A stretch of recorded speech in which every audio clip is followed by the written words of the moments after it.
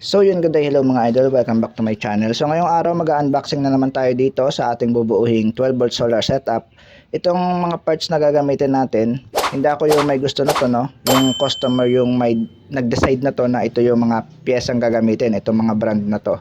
So i-unboxing natin, then i-review natin, then iba-vlog rin natin kung paano siya buuhin, kung paano siya i-build para sa mga gustong mag-build ng 12 volts na small solar setup. So panoorin yung video natin at huwag kalimutan mag-like, share, and subscribe at pindutin ang notification bell para lagi kang updated sa aking mga new videos. Para sa susunod na video, mapapanood mo kung paano natin i-build yung ating 12 volt solar setup. So unboxing natin, then i-review muna natin mga idol at kung ano mga kakailanganin nating materyales para sa ating setup. So itong i-build natin, wala pala tong include na solar panel at battery. So aparato lang talaga siya. So unboxing muna natin.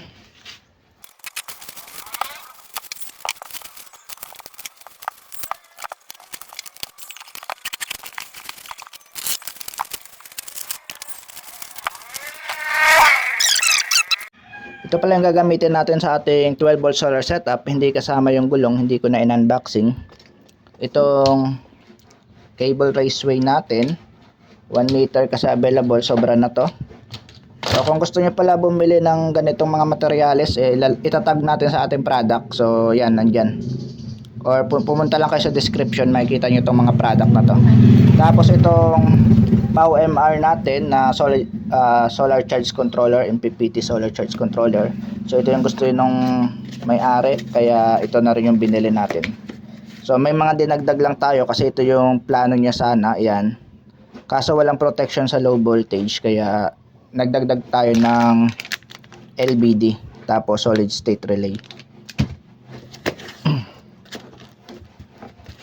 So ito yung ating MPPT charge controller. So bubuksan natin, titignan natin yung loob na to kung okay ba.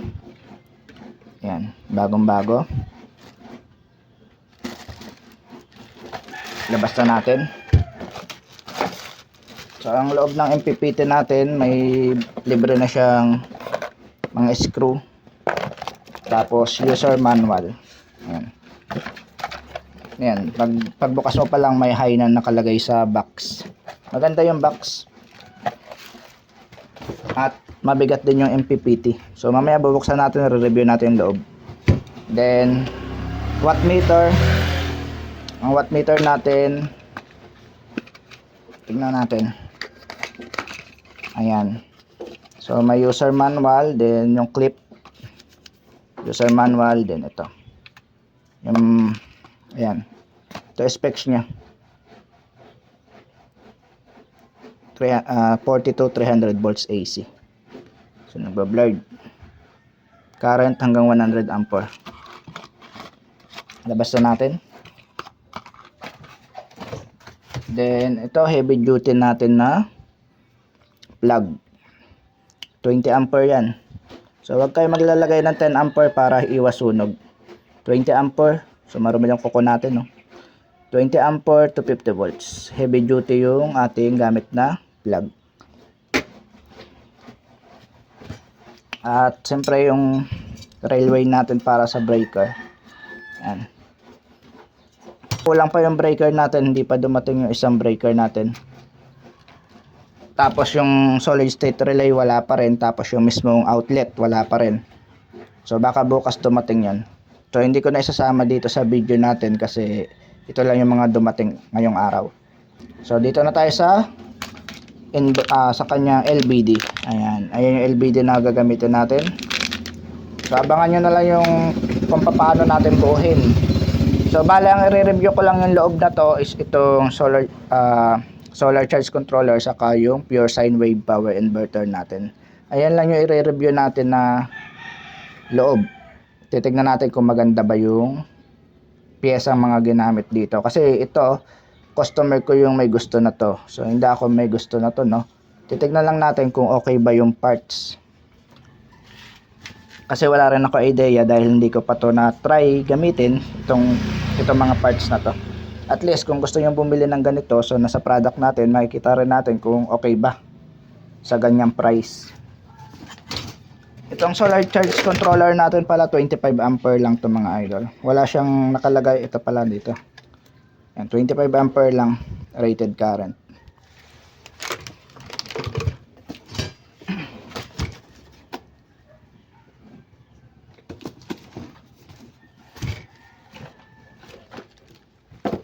So ito na, bubuksan na natin yung inverter.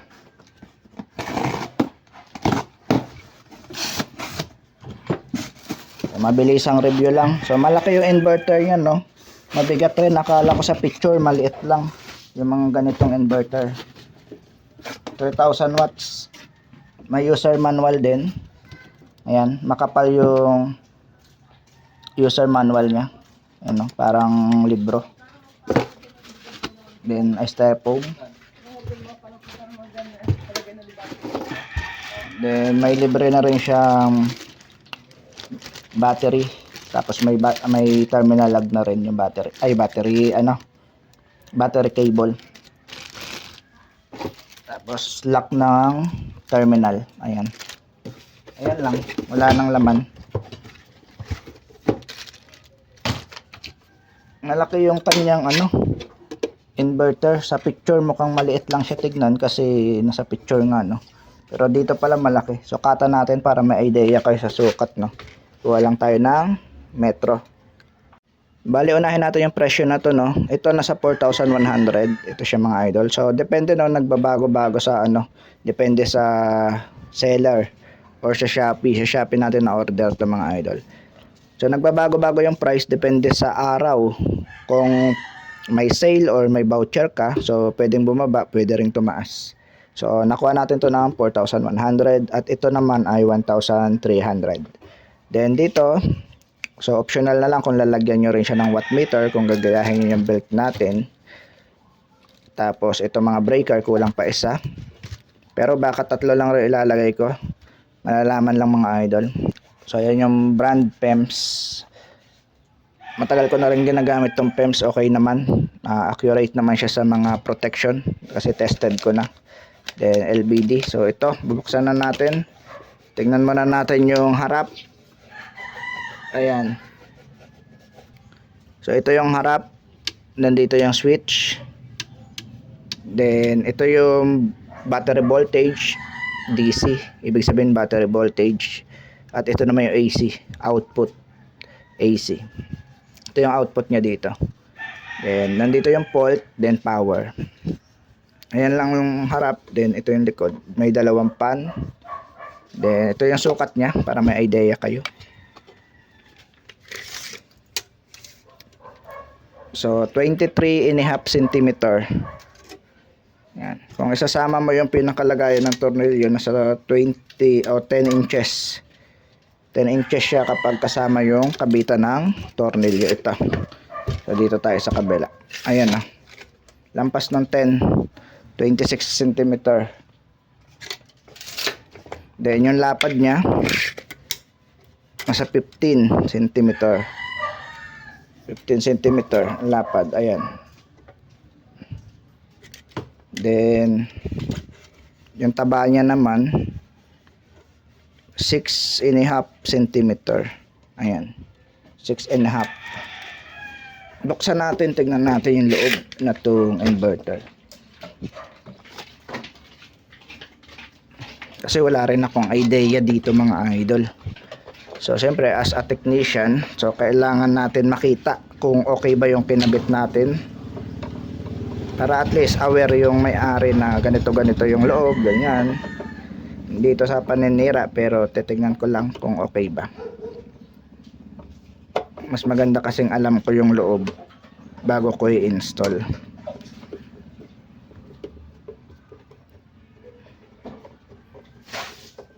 Pero sa tingin ko medyo okay to kasi mabigat. Then yung price niya ay medyo may kamahalan din, no? Nasa 4,100. Bale ang continuous output power na to mga idol ay 1,500. Ayan. So peak power niya tong 3,000, no? 1,500 lang talaga siya. 12 volts.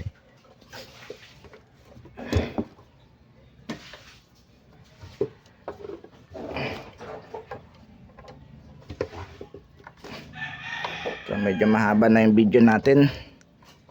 Bale, yung part 2 ng video natin ay tuturo natin kung paano mag-build ng 12 volt solar setup.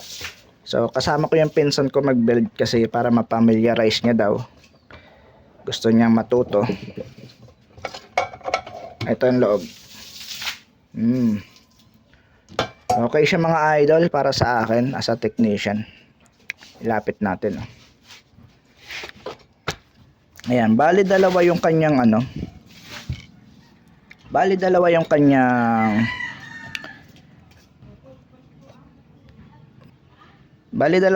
pinaka-inverter para nagtutulungan yon. Sa tingin ko, nasa 750 watts bawat isa tapos naka-parallel.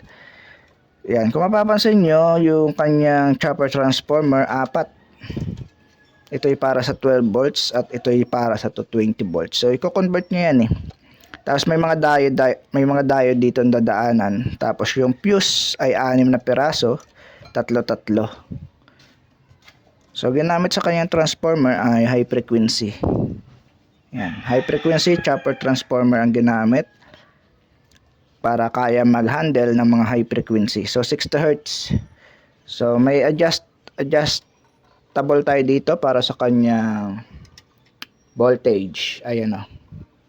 Pwede nyo i-adjust dyan kung gusto nyo taasan yung voltage. So makapal din yung wire ng output. Ito yung wire ng output. Ayan o. Okay naman. Pasado to sa akin as a technician. So yung MOSFET ay hindi ko makikita. So meron mukhang to. Check ko lang mabuti mga idol, no? So mayroon siyang IGBT rin na ginamit. IGBT ang gamit niya ata mga idol. IGBT ang ginamit dito, hindi MOSFET. Ayan o. IGBT. Yung MOSFET niya para sa kanyang primary. Yung mga MOSFET. Primary yung MOSFET lang. Tapos yung secondary is para sa 220 is itong mga IGBT. So pasadong 100%. Okay itong inverter na to. Yan. Ang gandang klase. Ito yung kanyang control board. PWM nandito para sa kanyang IGBT. Ayan yung mag-signal kung magko-close yung isang IGBT. Open, close, open. On, off yung kanyang trabaho. Pag nag-on, off yun, makakabuo siya ng AC. So, from DC, magiging AC. Tataas yung supply, magiging AC. So, sasara ko na. Nakita nyo na yung loob. So, mabilis ang review lang to mga idol dahil mahaba na yung video. Sinilip ko lang kung anong loob. So, ang kanyang fan, 24 volts. Ang dalawa, 24 volts. Then, may fuse na siya, 6 na peraso, 40 ampere. Okay naman mga idol, pasado naman yung inverter natin. Then tignan naman natin itong PowerMar na 25 ampere. Titignan natin yung loob kung pasado rin. Buksan natin. So malaki rin heatsink nya. Tignan natin yung loob.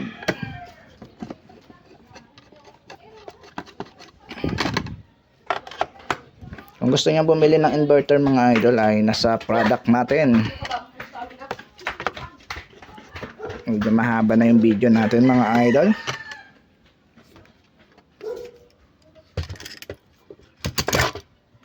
So ito. Okay.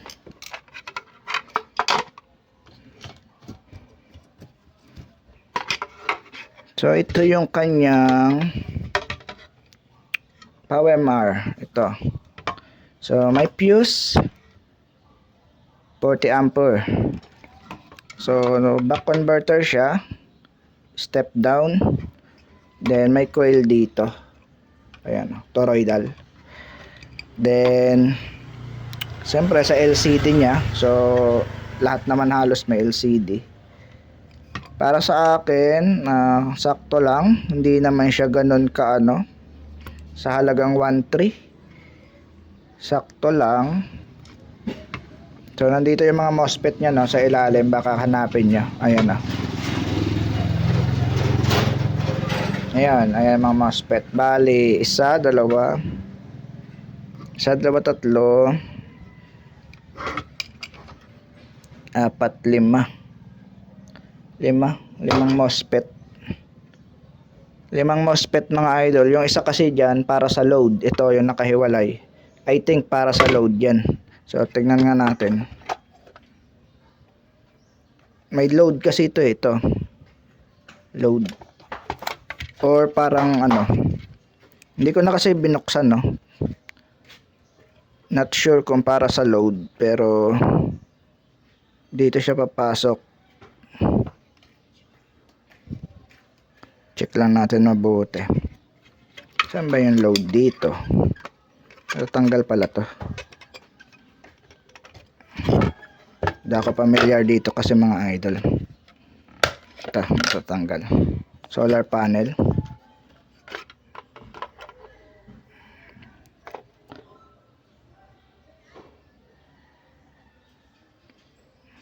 Para sa solar panel, yung isang MOSFET. Hindi ko sure kung hindi kasi natin tinanggal, hindi ko sure kung MOSFET ito nakakabit dito.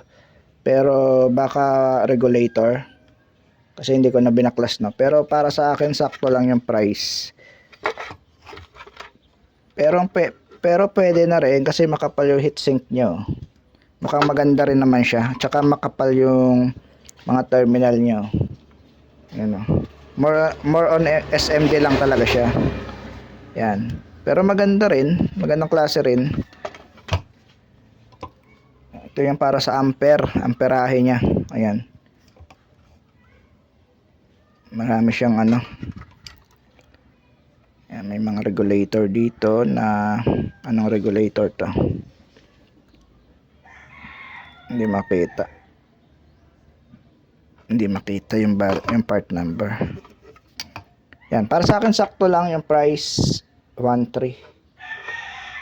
So kung tatanungin nyo kung mare-repair ba siya, so kung masisiraan ka ng MOSFET, mare-repair to. Pero kung masisiraan ka ng ibang parts like ito, medyo mahirap maghanap na to. Pero baka meron ka ring mahanap pero pahirapan. Yan. Pero more on ano naman siya, lahat ng mga SMD madali lang naman hanapin yan. So yun, no, nakita nyo na yung ating loob ng ating PowerMar. So para sa akin, sakto lang. Hindi ka naman lugi sa ganitong price kasi malalaki naman yung mga terminal niya. At maganda naman kung sakaling magkaroon ng problema to, mare-repair naman yung mga MOSFET. Yan. Mukhang okay naman yung mga pyesa, madali naman hanapin, may mga part number naman. Ayan. Okay naman, maganda naman pagkakagawa. Tignan nga natin kung may slot na pwedeng lagyan ng... So walang slot, hindi mo siya pwedeng dagdagan ng MOSFET. Pero kung magaling ka mag-discarte, pwede mo pa siyang dagdagan dito na isa pang MOSFET. Dalawa. So 4 pa yung kasya. 4 na MOSFET pa kasya, may space pa sa heatsink. So kung technician ka, no, kayang-kaya mong gawin yan. Dagdagan mo yung MOSFET para tumaas yung rated current na kaya niya. Kaya lang nakaprogram ata to na 25 ampere. So at least mas titibay lang siya. Nakaprogram sa ano niya na magpo-fault na siya kapag umabot ka na ng 25 ampere. Pero hindi ko pa kasi na testing, no. Sasara na natin mga idol. Abangan nyo na lang yung part 2 ng ating video kasi tuturo natin kung paano natin to assemblein kasi may mga dinagdag nga tayo, no, tulad ng solid state relay. Kasi ang common na binablog nila sa mga content is mga Bosch relay yung nilalagay nila. So kapag solid state relay yung ilalagay mo, so ituturo natin kung paano siya ikabit dito sa inverter. So mas matipid kasi yun mga idol. Halos milliwatts lang yung consume nun compare sa Bosch relay. So sarap ko na ito mga idol, no? Abangan nyo na lang yung part 2 kapag dumating yung mga materyales. Inabangan ko na lang yung materyales at pwede ko nang simulan to yung ating vlog. Pero dito hindi ka lugi mga idol sa inverter na to. 3000 watts, 1500 yung continuous power output. So nasa product natin pati ito ang power MR. So yan. See you in next vlog.